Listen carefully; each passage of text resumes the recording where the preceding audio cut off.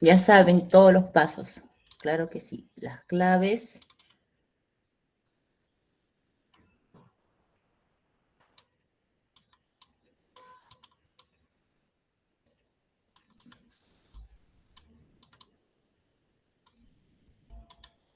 Aquí están.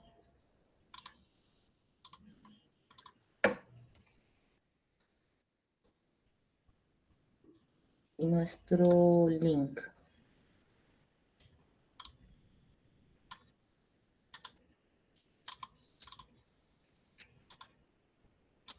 Listo.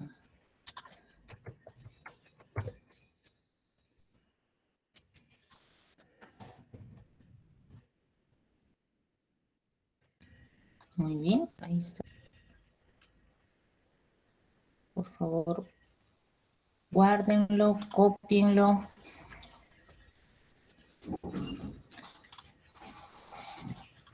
Vamos a iniciar la clase de hoy. Por momentos se desconecta la cámara, así que si ven que se apaga es porque se ha desconectado. No es que la haya desactivado.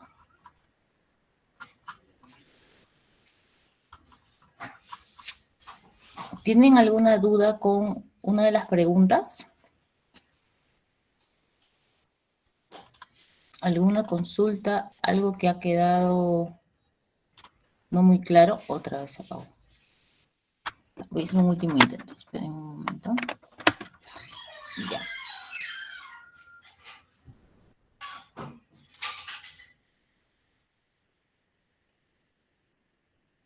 Ya está. Bueno, si se apaga en la explicación ya me daré cuenta, pero quiero que sepan que es por eso, ¿no? Y aparte que también queda registrado en la grabación. ¿No hay ni una pregunta en torno a la clase pasada, a las claves? Ya, vamos a proyectar entonces el tema del día de hoy y vamos a entrar a romanticismo y realismo peruano. Ya hace 2 clases nosotros hemos iniciado el estudio de la literatura peruana. Iniciamos con la literatura prehispánica, luego nosotros observamos el desarrollo de la literatura colonial, después literatura de la independencia, y ya como último que hemos tratado es la literatura del costumbrismo, ¿no? La literatura de la independencia o de la emancipación, también la conocemos así, con el costumbrismo fue el tema de nuestra última clase. En la literatura de la independencia nosotros observamos que en esa producción los textos están influenciados por el neoclasicismo, las ideas de libertad, independencia, ¿no? Y justicia son constantes en la obra y que esta principalmente se desarrolló mediante textos del género lírico y el género expositivo. En la literatura de la independencia del Perú, nosotros nos fijamos en la figura destacada de Mariano Melgar, este joven poeta arequipeño.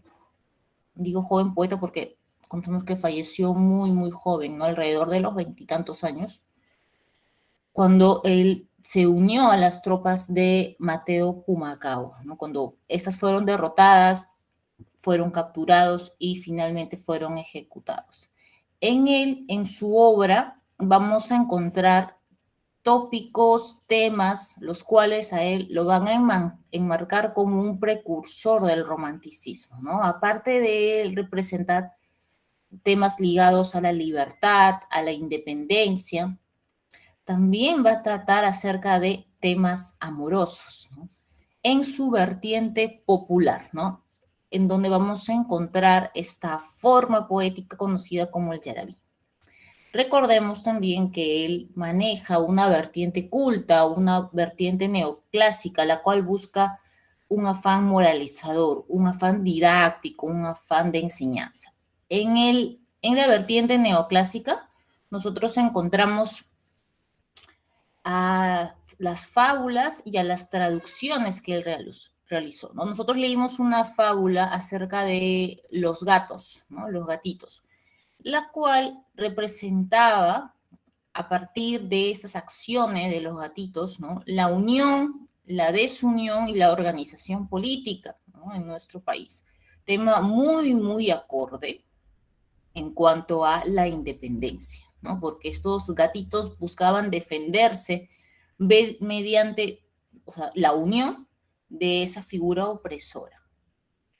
Pero cuando se desintegran, cuando se dividen, ahí como que atraviesan otra problemática, ¿no? Que tienen que organizar según estos bandos. Este texto, ¿no? Buscaba demostrar cómo puede ser nuestra organización política, nuestra organización social frente a una figura opresora en el marco de la independencia. Eso es lo que pertenece a la vertiente neoclásica, a la vertiente culta. Y por el otro lado encontramos la vertiente popular. Ahí tenemos a los yarabís y los temas amorosos y de desamor, obviamente, que dedicó a este personaje literario llamado Silvio. Bien, eso es en cuanto a la literatura de la independencia y Mariano Melgar. Luego, ya Perú, ¿no?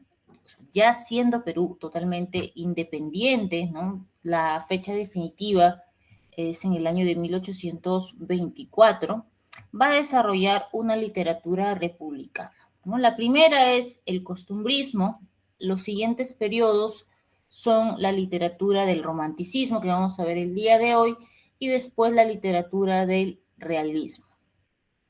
En la literatura del costumbrismo vamos a encontrar que si bien, ¿no? Si bien esta es una corriente que se heredó, que se originó en España, esta se va a trabajar aquí, ¿no? Ya a tiempo de apenas iniciada la independencia. Vamos a recordar ese dato. ¿Y qué es lo que busca el costumbrismo? Pues describir las costumbres sociales de la época, pero con un afán crítico y también con un afán moralizador.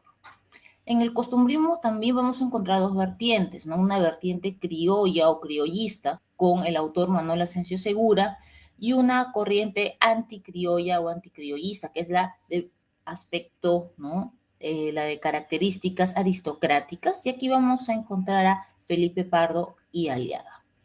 Ambos autores escribieron artículos de costumbres y también se dedicaron a la escritura y composición de obras teatrales, pero los diferencia ciertos aspectos formales, ¿no? Recordemos que el habla culta, refinada, la vamos a encontrar en Felipe Pardo de Aliaga, pertenece a la vertiente anticriolla, y el lenguaje popular, las jergas, ¿no? El uso de esto, del habla del pueblo, lo vamos a encontrar en la obra de Manuel Asencio Segura. Pero ambos autores, ¿no? Uno presenta personajes populares, otro presenta personajes aristocráticos, van a perseguir el fin de representar las costumbres de la sociedad y también de marcar cierta crítica, ¿no? Acerca de esas costumbres. Yo les comenté algunas de ellas, ¿no? Que el peruano es impuntual, ¿no? No, si te dicen a las 7 es, bueno, será a las 10, que es la hora peruana, ¿no? Que el peruano come también a cada rato, siempre para ahí picando comida. Son costumbres que ellos retratan, representan en sus obras y también buscan, ¿no? Como que criticar o formar en torno a esas costumbres. En el caso de Manuel Asencio Segura, nosotros observamos esa costumbre de la cultura metiche, chismosa, ¿no? En la obra Ñacatita. Y en cuanto a la aristocracia y a sus personajes, con el niño Goyito observamos esa superficialidad de la cultura, de la sociedad aristocrática en Lima. Ese artículo de costumbre, ¿no? Es de Felipe Pardo y Aliaga. Y bien, así nosotros cumplimos con el repaso. Vamos ahora con la presentación. Recuerden la línea de tiempo. Ya estamos en literatura republicana. Ya hemos cumplido literatura de la emancipación, costumbrismo. Ahora vamos con el romanticismo y luego con el realismo. Nuestros saberes previos, porque tenemos nosotros saberes previos, hemos tratado antes del romanticismo y el realismo europeo. Nosotros sabemos muy bien que el romanticismo se opone al neoclasicismo y que el realismo a su vez se opone al romanticismo. No olvidemos, ¿no? Estas relaciones de oposición, de contradicción, también nos van a ayudar muchísimo a comprender cómo se desenvolvió en nuestro caso, ¿no? No es igual al caso europeo. Obviamente sí presentan, ¿no?, sus características claves base, ¿no? Pero no siempre se adapta a nuestro contexto. Por ejemplo, ¿no?, en el caso del romanticismo, ¿recuerdan los temas del romanticismo? ¿Qué temas trabajaron los autores románticos en el caso del romanticismo europeo? El nacionalismo, el patriotismo.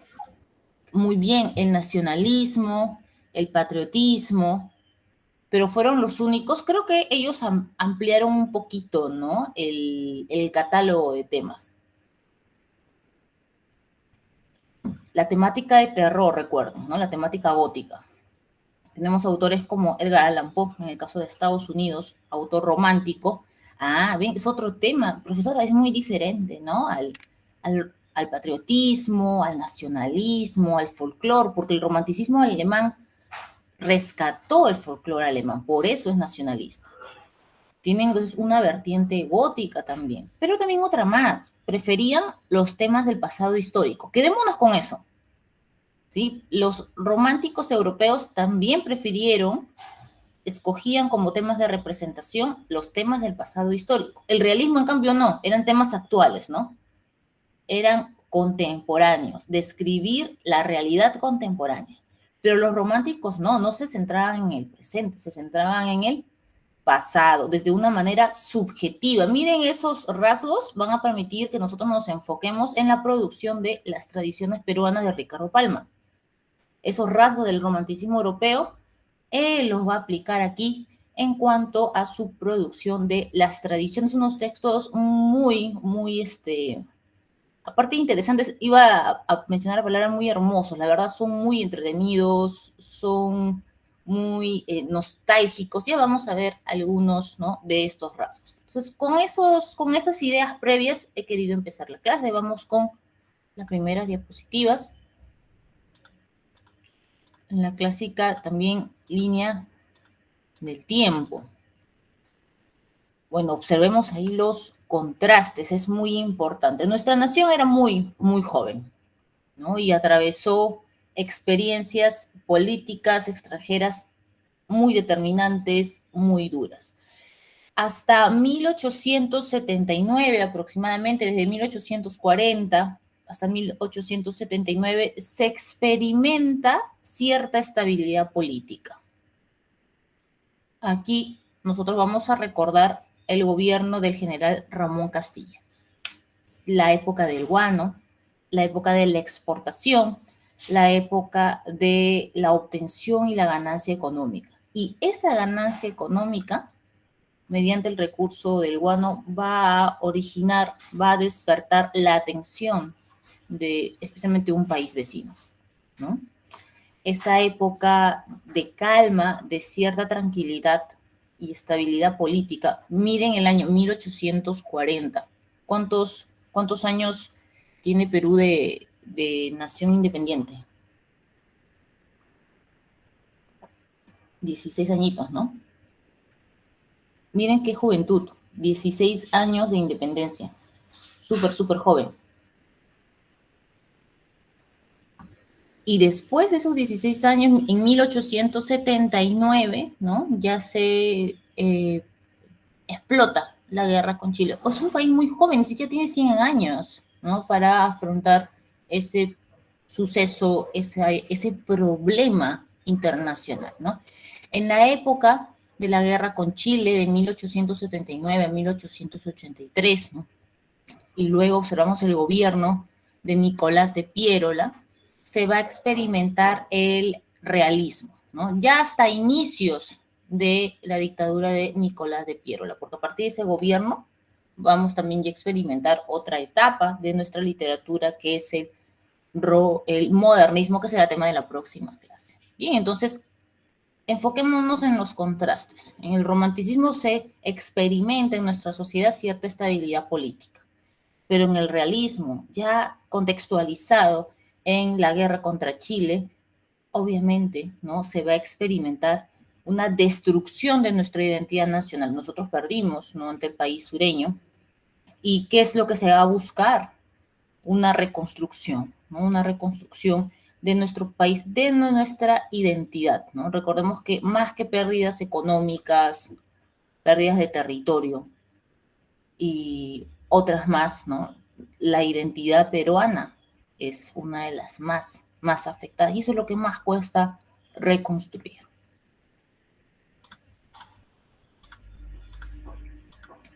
Vamos con el romanticismo peruano. Bueno, han puesto aquí un corazoncito. Nosotros sabemos que no siempre es únicamente el tema amoroso, ¿no? En el romanticismo hemos visto que la gama es amplia en cuanto a la escritura de los autores y autoras románticas. El romanticismo en nuestro país se va a desarrollar aproximadamente, como ya lo vimos en la línea de tiempo, a partir de 1840 hasta la Guerra del Pacífico, ¿no? Que inició en 1879. Sus características son las siguientes, ¿no? Influencia del romanticismo español. Claro, culturalmente Perú no ha roto con España. Políticamente sí, ¿no? Pero culturalmente no ha roto con España. ¿Bien? La influencia del romanticismo español, del romanticismo europeo, todavía, ¿no? Se va a observar esa influencia de la literatura de la madre patria, especialmente en el género lírico. En el género lírico vamos a encontrar, ¿no? Estas formas que se recibieron como influencia del romanticismo español, ya que estos versos van a apoyarse, ¿no? En ciertas características como el sentimentalismo, como el sentimiento amoroso, el sentimiento melancólico. Asimismo, también va a asimilar características del romanticismo europeo, como cuáles, yo les mencioné una, ¿no? La exaltación del pasado, ¿no? Se va a fijar en una temática que pertenece al pasado histórico. Eso es uno de ellos. Pero también va a exaltar la pasión, va a exaltar el sentimiento, el individualismo, ¿no? La imaginación. Y no olvidemos que predomina la subjetividad y el interés por el pasado histórico. Y esto justo lo vamos a encontrar nosotros, ¿no? En la obra de Ricardo Palma, en sus tradiciones. Y no solamente, ¿no? Trabajó el género lírico como influencia del romanticismo español, también va a trabajar el género narrativo, y es ahí donde nosotros vamos a ubicar a las tradiciones de Ricardo Palma. Los motivos, por tanto, no solamente se apuntaron hacia la temática amorosa, recordemos eso, ¿no? Sino también hacia temas históricos, hacia temas nacionales, ¿no? En el género lírico, sí, la temática es amorosa.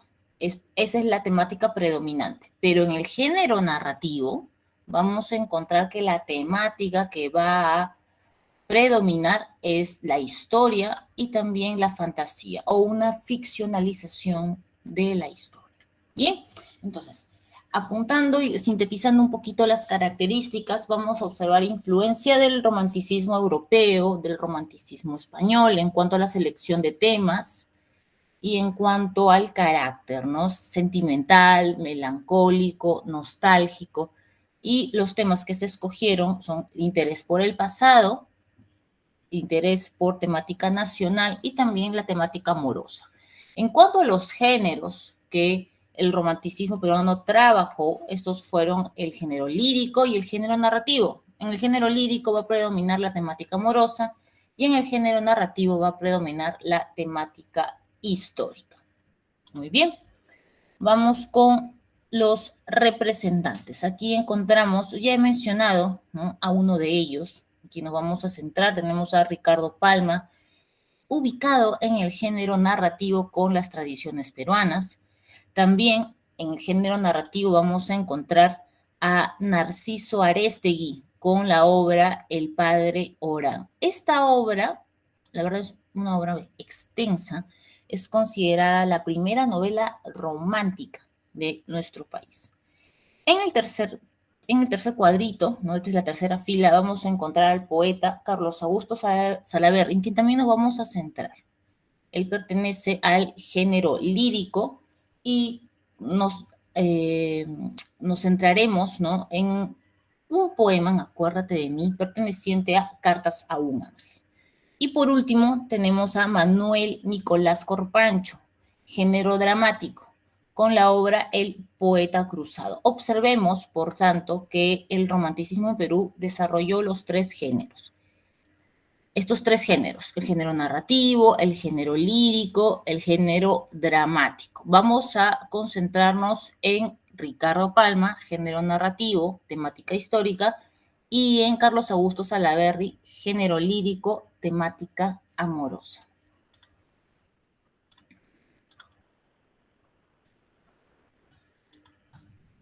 Vamos con Ricardo Palma, un personaje muy, muy conocido, ¿no?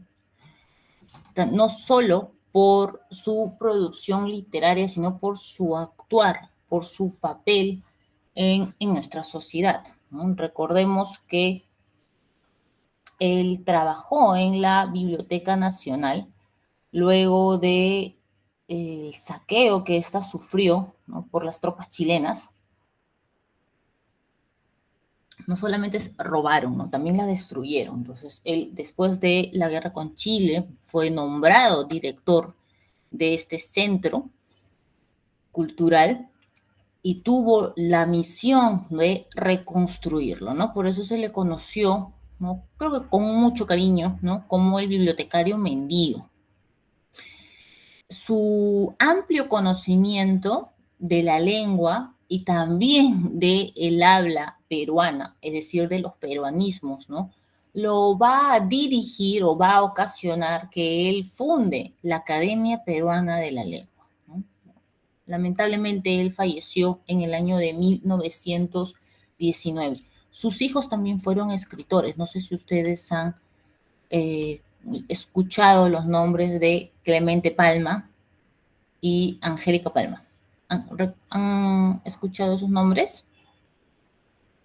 Ambos, ¿no?, hijos de Ricardo Palma, también se dedicaron a la literatura. Angélica Palma no es tan conocida. En realidad, las escritoras de esa época todavía es como que un campo inexplorado, pero se dedicó a la escritura. Clemente Palma es un poquito... No, la verdad ya está siendo muy conocido. Últimamente hay bastantes estudios sobre Clemente Palma. Él se dedicó a la literatura gótica y pertenece al romanticismo. Unos textos, la verdad, muy, muy interesantes, ¿no?, en cuanto a todos los mundos que él crea, ¿no? Mundos fantasiosos, mundos góticos, de terror.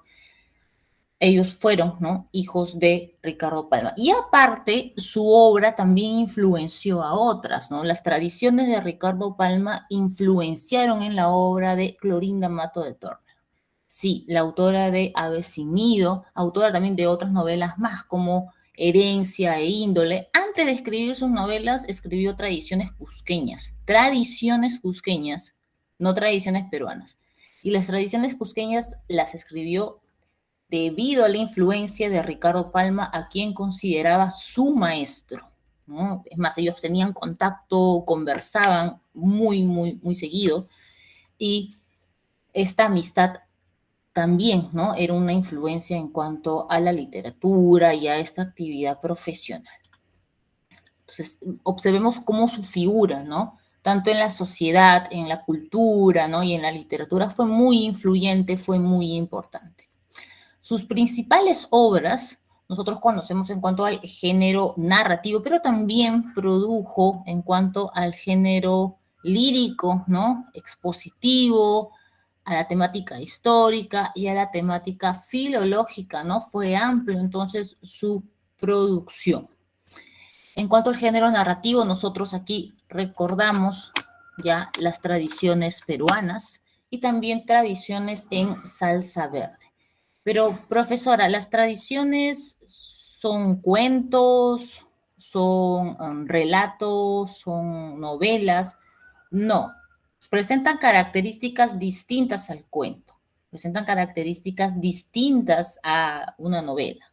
Son tradiciones breves, pero mezclan, ¿no?, la historia con la ficción. Y así se generan las tradiciones. Y presentan también partes determinantes en su estructura. Ya vamos a comentarlas más adelante. En cuanto al género expositivo, vamos a conocer, ¿no?, este texto titulado La Bohemia de mi tiempo. En cuanto al género lírico, también se dedicó a la poesía. Tenemos armonías y verbos y gerundios. En cuanto a su obra filológica, recordemos, lo he señalado hace un ratito, ¿no?, que él construyó, él mantuvo, ¿no?, manifestó un amplio conocimiento de la lengua castellana y de nuestros peruanismos. La obra que nos deja es Neologismos y Americanismos.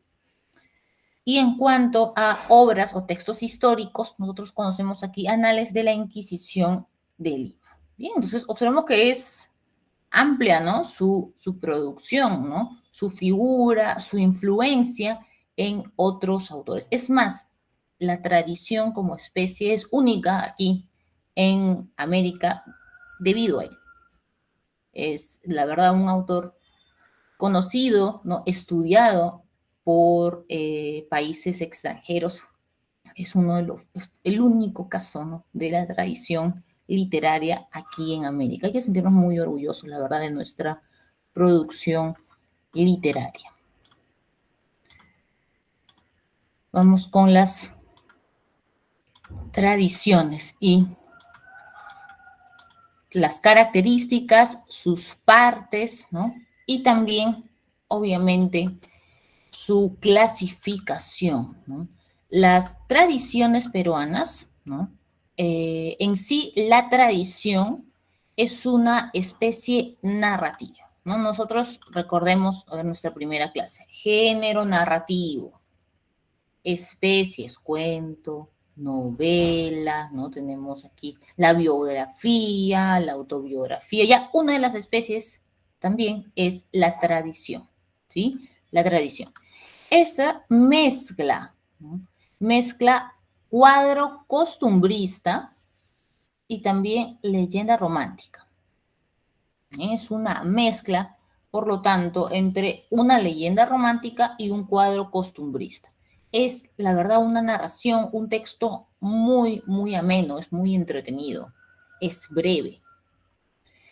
Vamos a encontrar en esta especie narrativa el elemento histórico o el aspecto o el tema histórico que va a ser representado mediante la fantasía y mediante el humor. Por lo tanto, ¿cuál creen ustedes que sea su fin, su finalidad? ¿Será crear textos históricos objetivos o textos ficcionales?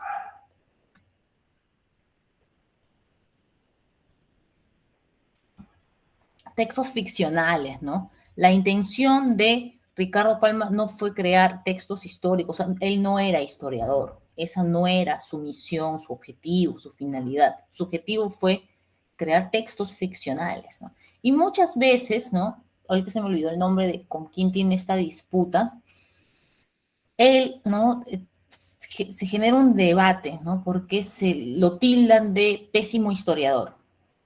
Pero su intención no era hacer historia, ¿no? Su intención era hacer literatura, era hacer ficción. ¿Bien?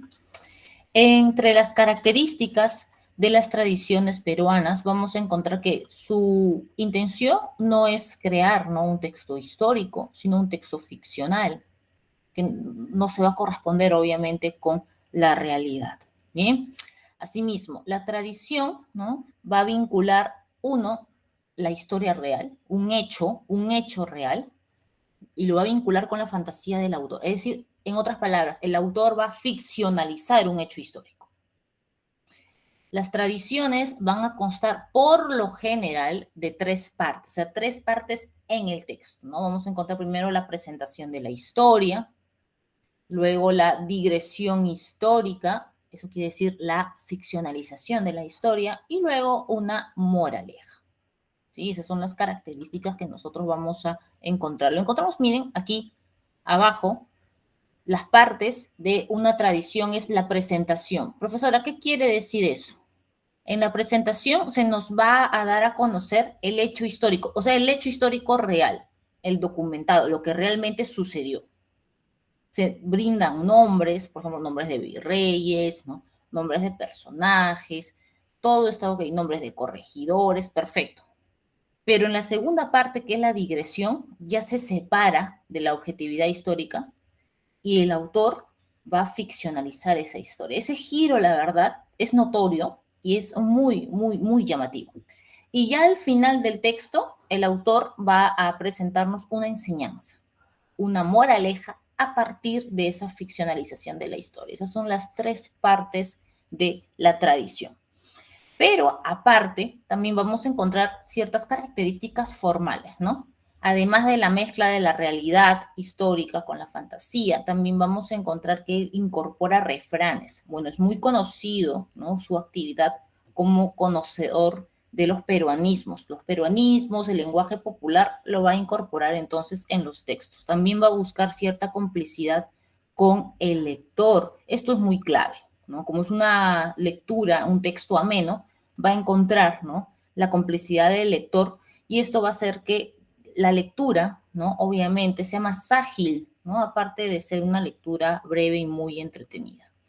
Las tradiciones presentan una clasificación, ¿no? Alrededor fue más o menos de 455 tradiciones, ¿no? La primera se va a llamar consolidación y la última es una visita al mariscal Santa Cruz, ¿no? Después él va a publicar este conjunto de textos que se llaman tradiciones en salsa verde. Los textos de las tradiciones peruanas presentan una clasificación. Observemos, un número muy, muy pequeño, son 6 tradiciones, van a estar dedicadas al Perú incaico. Pero al Perú colonial es donde se lleva la mayor parte de la producción. Tenemos 339 tradiciones que tratan acerca del Perú virreinal o del Perú colonial. En cuanto al Perú independiente, vamos a encontrar que se dedican 43 tradiciones a esta época y al Perú constitucional 49 tradiciones. Muy bien. Vamos, disculpen otra vez, como siempre, el cambio brusco, pero por cuestiones de tiempo tenemos que acelerar un poquito, ¿no? Eso ya es en cuanto a las tradiciones peruanas. Está en línea el texto, creo yo, completo, ¿no? Que a veces hay selecciones, pero sí se ha editado obviamente la obra completa. Creo que está en internet cuando tengan tiempo de leer esos textos. Adelante, sé que les va a entretener, es muy entretenido. Ya cumplimos con el género narrativo, ahora vamos con el género lírico. Aquí tenemos al poeta Carlos Augusto Salaverry con la obra Cartas a un ángel. Vamos a centrarnos en el poema de Acuérdate de mí. En cuanto a Carlos Augusto Salaverry, él nació en Piura, no fue limeño, él nació en Piura, se dedicó a la carrera militar, también a la política, ¿no? Y al periodismo. Él va a viajar, ¿no? Hacia final de su vida ya a París, en donde va a contraer un matrimonio, ¿no? Se aleja por lo tanto del contexto del espacio peruano, ¿no? Va a ser parte de su vida ya en París, ¿no?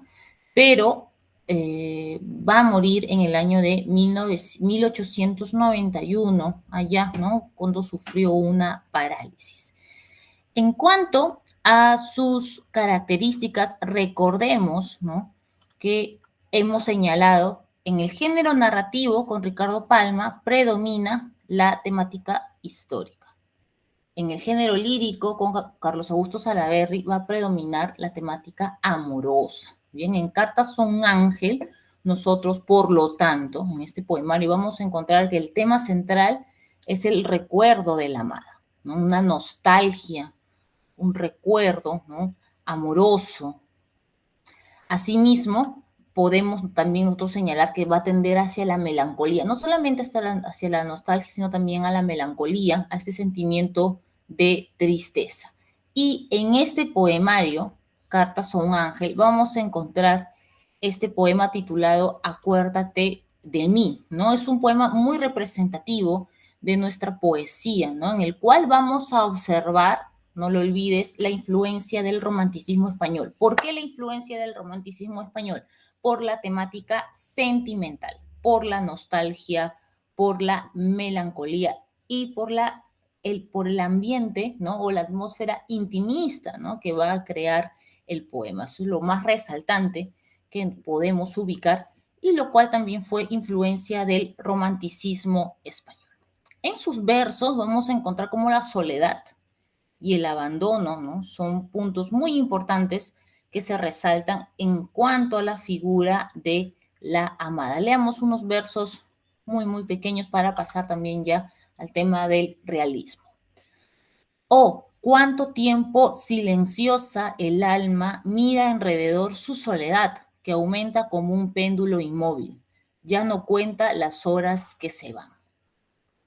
Aquí se está aludiendo, ¿no? Se está refiriendo a la soledad y en cuanto al transcurso del tiempo, ¿no? Ya cuando el poeta se siente solo, abandonado, ya no está pendiente del tiempo, simplemente deja que éste transcurra. No siente los minutos cadenciosos, a golpe igual del corazón que adora, esperando la magia embriagadora de su amoroso afán, ¿no? ¿Qué es lo que nosotros podemos observar? Bueno, esta es mi lectura, ¿no? Quizá ustedes observen otros aspectos, ¿no? No recordemos que solo existe una lectura de un texto, existen más, que la voz lírica, ¿no? Acá no se llama narrador, ¿no? Narradores en cuento, en relatos, en novelas. En poema es voz lírica, o el yo lírico, también lo llamamos así en los estudios. El yo lírico se encuentra en un estado de soledad y abandono que ya no le interesa el pasar del tiempo, solo deja que éste transcurra. Puede ser porque está concentrado en el recuerdo, pensando en la imagen de la amada, ya que es un poema, nosotros hemos resaltado que es nostálgico, es melancólico. Muy bien, entonces el tema, señalémoslo nuevamente, es el recuerdo de la amada.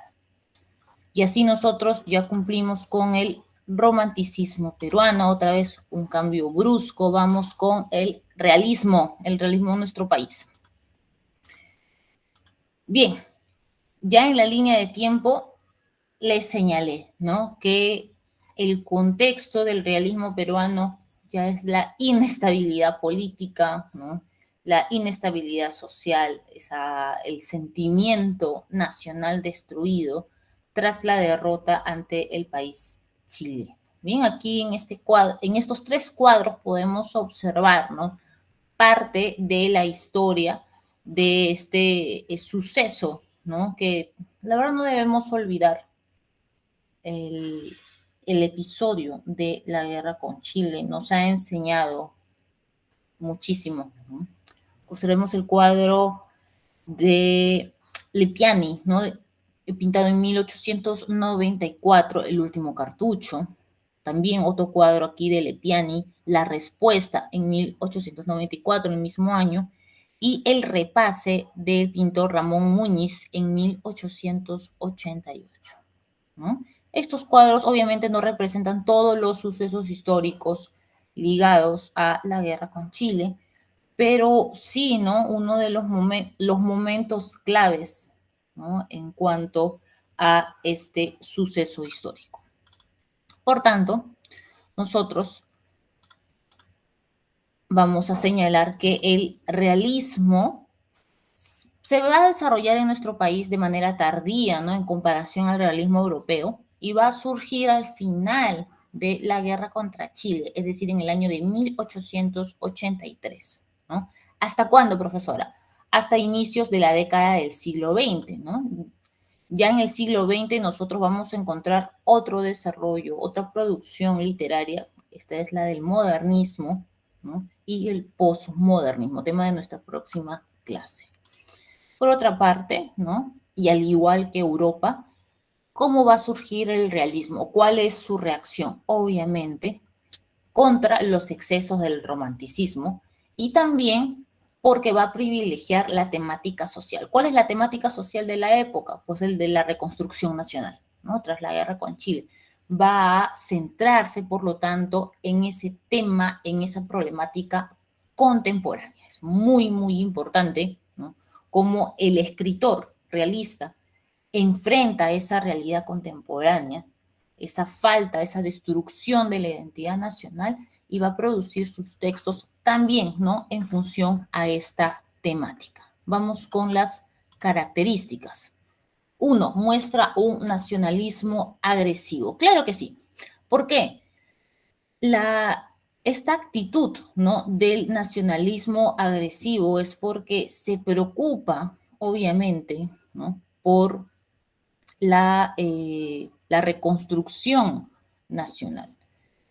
Por lo tanto, exhibe una actitud moralizante, ¿no? Este nacionalismo agresivo buscó responsables y también nuevos actores acerca de la problemática nacional. ¿Cuáles fueron los comportamientos, las conductas que llevaron a nuestro país hasta la derrota? ¿Quiénes son los nuevos actores para reconstruir nuestra nación? Esas son las preguntas clave que van a guiar a los escritores de la época. Asimismo, va a buscar renovar nuestro país ideológicamente. Después de la derrota ante Chile, los escritores realistas se van a preocupar por renovar nuestro país y por buscar su reconstrucción, ¿no? Para esto es muy, muy necesario que nuestras ideas se modernicen. Aquí el concepto de modernidad ya está entrando a calar en nuestra producción ideológica. Es muy importante que para que nuestro país se reconstruya, nuestras ideas se tienen que modernizar, pero no solamente nuestras ideas, sino también nuestras conductas, nuestros comportamientos. Por lo tanto, esta renovación, ¿qué buscó? Cortar con la tradición española, cortar con la tradición hispánica. Ya no va a mirar como modelo, ya no va a querer recibir la influencia de la producción española, va a mirar hacia otros países. Y empiezan a observar a las producciones francesas, ¿no? Esto ya se va a consolidar con el modernismo y el simbolismo. Entonces, esta renovación es cortar relaciones con la cultura hispánica. También va a enarbolar reivindicaciones sociales. Sí, ¿por qué? Va a remarcar estas reivindicaciones apoyándose en las figuras del obrero, apoyándose en las figuras del indio, ¿no? Por tanto, va a resaltar en ellos su problemática en cuanto al tiempo presente. ¿Y qué es lo que va a evitar? Va a evitar que se le exotice, ¿no? Ver a la figura del indio como un personaje exótico. No, no, no, no. No va a buscar eso. Va a buscar que el personaje, la figura del indio y del obrero, sean comprendidos en su realidad histórica para evitar que se les exotice. No, no va a ser un personaje fantasioso, exótico. Va a ser observado desde una perspectiva muy, muy objetiva. También, ahí está justo lo que él señalaba, la reivindicación del indígena, ¿no? A partir de la objetividad. Y estas son las características principales del realismo, ¿no? Mediante la objetividad va a buscar, ¿no? Reivindicar las figuras del indio, del obrero, pero también, ¿no? Renovar nuestras ideas, nuestras conductas para la reconstrucción nacional y obviamente va a presentar una actitud nacionalista de manera muy agresiva, pero también moralizante, ¿no? Ya que va a buscar quiénes son los responsables del desastre nacional y quiénes pueden ser los nuevos actores, ¿no? Que logren que resurja nuestro país. Los representantes del realismo.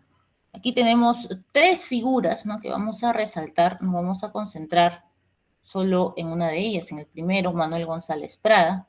Tenemos a Mercedes Cabello y Clorinda Mato de Turner, y también a Teresa González de Fanning. Profesora, la producción femenina, sí, ellas fueron las precursoras del movimiento feminista, ¿no?, de finales del siglo XIX e inicios del siglo XX, ¿no? La producción femenina de la época fue un movimiento, la verdad, muy, muy importante, ¿no? Las producciones que ellas van a generar, no solamente en cuanto al papel de la mujer en la literatura, sino también el papel de la mujer en la sociedad, en la cultura.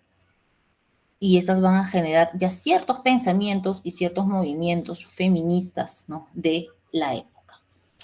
Tenemos aquí a Manuel González Prada, vamos a resaltarlo en el género expositivo. También escribió poesía Manuel González Prada, con Páginas libres y Horas de lucha. En cuanto a sus ensayos, con Clorinda Mato de Turner, yo les comenté, ¿no?, que ella se influenció de la figura de Ricardo Palma. Tenemos a ella en cuanto al género narrativo, con Tradiciones cusqueñas, Avecinido, otras novelas, Herencia e Índole, cuales retratan ya de una perspectiva casi naturalista, ¿no?, las sociedades, la sociedad peruana, específicamente la sociedad limeña, ¿no?, ya en Índole. También Clorinda Mato de Turner trabajó el género dramático, ¿no?, con la obra Imazumac. Tenemos también a Mercedes Cabello con el género narrativo, eran novelistas las escritoras. Tenemos El Conspirador y Blanca Sol. Y bueno, no está ahí en el cuadro, yo lo agrego, Teresa González de Fanning, también en el género narrativo, con la obra Roque Moreno. Roque Moreno también está en línea. Voy a buscar el link donde ustedes pueden descargar las obras. Roque Moreno trata acerca de tiempos de la independencia, ¿no?, la figura del mestizo, del afroperuano, cómo se desenvolvió en el tiempo de la independencia. El personaje principal es del mismo nombre de la novela, Roque Moreno. Muy bien. Vamos a centrarnos en Manuel González Prada. Les comenté que también escribió poesía, ahí observamos sus obras. Estas obras de la poesía van a permitir una renovación, ¿no? Ya rompe con la tradición lírica española y va a mirar hacia otro país, al país francés, ¿no? Tenemos en cuanto a la lírica minúsculas, presbiterianas, tenemos exóticas y triolet. Y en cuanto a narrativo, bueno, aquí hay que cambiar, aquí es expositivo, ¿no? No es narrativo. Tenemos Páginas libres, 1894, Horas de lucha, 1908 y Anarquía. Aquí hay que corregir, chicos, chicas, es género expositivo, son ensayos, género expositivo, no narrativo. Ha habido ahí una confusión. Manuel González Prada es uno de nuestros ensayistas más destacados, ¿no?, de finales del siglo XIX. Él nació aquí en Lima, en una familia aristócrata y conservadora, ¿no? Y él cambia, la verdad, bastante de esos pensamientos conservadores.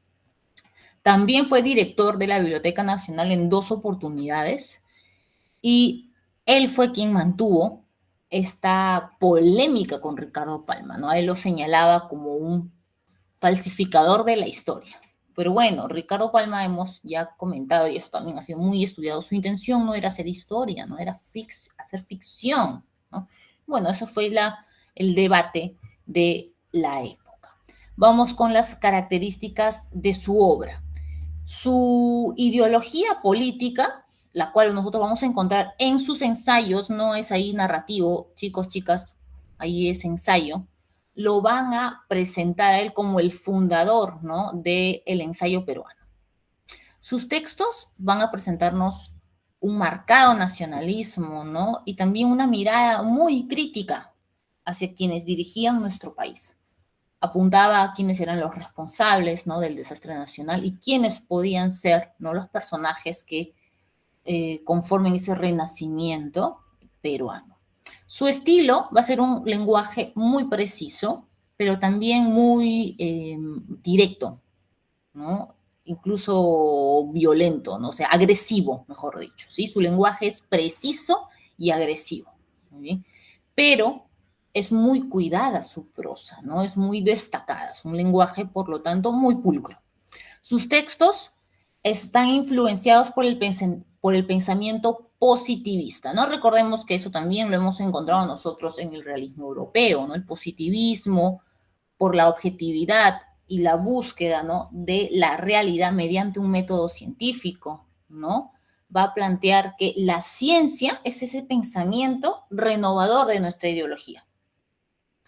Y por último, ¿no?, su conciencia acerca del problema del indígena, no solamente del obrero, sino acerca del problema del indígena, va a provocar que a Manuel González Prada se le considere como precursor del indigenismo. Y vamos a armar aquí, ¿no?, un agregado más, este último. Él también es considerado el precursor del modernismo literario. ¿Por qué? He señalado que él rompe, ¿no?, relaciones con la poesía hispánica, con la poesía española, para introducir estrofas francesas, ¿no? Estas renovaciones en la poesía peruana van a provocar que a él se le considere el precursor del modernismo literario, tema de nuestra próxima clase. En cuanto a la producción de sus ensayos, ¿no? Eso lo vemos en el repaso de la próxima semana. Vamos con la producción de sus ensayos con horas de lucha y páginas libres, ¿no? Exactamente en páginas libres, nosotros vamos a encontrar en este texto publicado en 1894, que es el conjunto más destacado de sus discursos, de sus ensayos, de sus conferencias, ¿no? Y tuvieron un papel muy importante durante el siglo XX. En estos textos él va a criticar, va a analizar y va a valorar el estado crítico por el cual se encontraba Perú después de la derrota con Chile, es decir, deficiencias, ¿no?, políticas, ¿no?, ruinas económicas, desastres morales. Estos van a ser analizados, criticados y valorizados por el autor. Su pensamiento o su reflexión, por lo tanto, van a abarcar distintos aspectos, ¿no? El aspecto político, el aspecto económico, el aspecto social, el aspecto religioso. Y en este análisis, el autor va a reconocer que Perú o su sociedad, pues, manifiesta grandes vicios, ¿no?, y tropiezos, los cuales van a provocar que la sociedad no resurja, ¿no? Por tanto, sus textos buscan reflexionar acerca de estos vicios, acerca de estos tropiezos. ¿Para qué? Para que la sociedad se regenere, ¿no?, y se reivindique nacionalmente. Y es así como nosotros podemos, ¿no?, observar esta intención, ¿no? Profesor, acá han escrito erróneamente. No, él escribía así. Y creo que también, obviamente, es para diferenciarse, ¿no?, de esa tradición española, del idioma español, ¿no? No escribe en ese español correcto, ¿no? Busca cierta diferencia en ese afán de renovación. Vamos a encontrar en sus textos también esta búsqueda, ¿no? Por eso ahí se diferencia, ¿no? No es Perú con Y, ¿no?, y Chile, sino que busca renovar en ese afán, ¿no?, de diferenciarse de la tradición hispánica o la tradición española. Bien, en el repaso leemos esta parte, este contenido, para ya no abarcar más tiempo. Ya es 1:46. Vamos a quedar aquí en la clase, pero les comparto nuevamente las claves de la semana pasada y también el enlace. Bien, me despido. Muchas gracias, cuídense mucho y éxitos para el día de mañana. Gracias, profesora. Cuídese. Gracias también a ustedes.